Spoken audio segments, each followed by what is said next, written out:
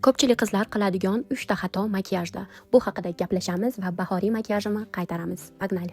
Va birinchi eng katta xatoyimiz bu makiyajdan oldin yuzimizni namlamasligimiz, makiyajga yuzimizni tayyorlamasligimiz. Uni farqi yo'q, BB, CC kremmi yoki kremoviy produkt ishlatamizmi, yuzimizni dekorativniy kosmetikadan oldin обязательно tayyorlab olishimiz kerak. Shunda dekorativniy kosmetika yaxshi yotib beradi yuzingizga. Ikkinchi, ko'pchilik o'zim ham qiladigan xatolardan bittasi va yuzimizga narsalar toshishiga sabab bo'layotgan narsa bu sponjik kistichkalarimizni vaqtida yuvmasligimiz. Har kuni yuvish shart emas, хотя бы bir haftada bir shotichkalarni, sponjiklarni umuman 3-4 kunda bir yuvib tursa bo'ladi. Va toza instrumentlarda ishoninglar, yuzinglarga makiyajlar osonroq, yaxshiroq qo'yiladi. Uchinchi xato bu hamma narsani birinchi yuzimizga qo'yib, keyin uni rastushofka qilishimiz.